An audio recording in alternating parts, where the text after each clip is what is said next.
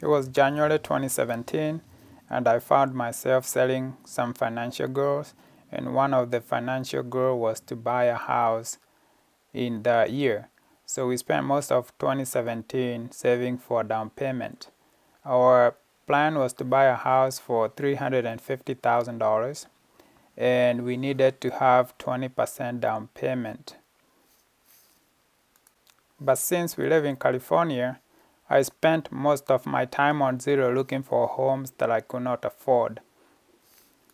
By November, we had enough for 20% down payment, and we also found a house that was $440,000, almost $90,000 more than we wanted to pay.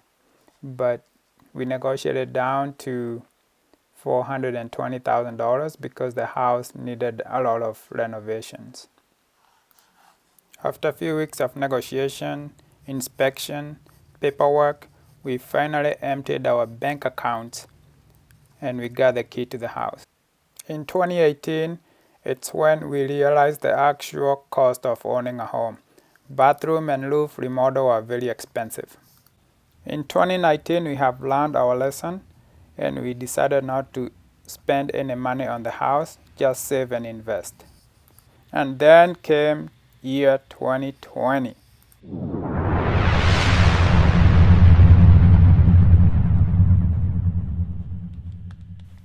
There was this thing called COVID that flipped 2020 upside down. The stock market went down, then it went down some more. At this point, the government had to do something to save the economy. They passed the CARES Act, which kept some businesses afloat.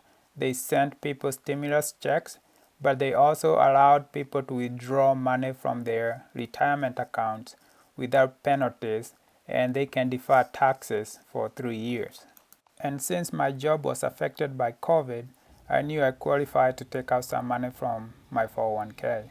And by June 2020, I started having a plan on how to use that money to pay off the house. As I was going over the fine details, the dream of paying off the house was looking more like a reality than a dream. And by the end of June, I knew where the money would come from. In July, I started to withdraw the money from brokerage and retirement account. In August, we requested the payoff amount, and then we went to the bank, we transferred all the money. We were very happy, we were finally mortgage free, but down inside we were a little bit scared because we had no cash on hand. Fortunately, we kept our jobs, and a few weeks later we got the payoff statement on the mail. Let's just start by saying I always had a goal to pay off the house early. That was one of my financial goals. And when we bought it in 2017, I gave myself about 10 years. To pay it off in 3 years is just crazy. It's not something that I expected to do. When COVID hit, I saw my job being unstable. I work in healthcare, and I always thought healthcare jobs were stable. That's what everyone said. But, jobs in healthcare, like anything else, some are more essential than others. And I found myself in not so essential, and my hours were cut because my department was not as productive as before COVID. So it went down to a point where I almost had no hours. Although I'm working part-time, I'm lucky to have a job, and I'm thankful for that. That's how COVID helped me pay off the house. It did scare me enough to show me that the job is not secure, so it gave me that push I needed to continue with my goal to be financially independent. And also when CARES Act passed, I did see a window open for me to take advantage of it and become mortgage free. So I still have work to do. I still have to pay back the $100,000. Otherwise, if I don't put that money back, I do have to pay taxes over the next 3 years.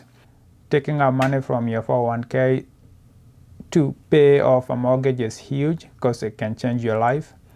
And also you can do other things. You can start a business because you don't have to pay 10% penalty. And also taxes, you can distribute it over the next 3 years.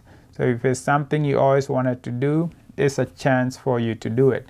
So that's how I took advantage of a bad situation. So I chose freedom of mind, and I also chose security over growth.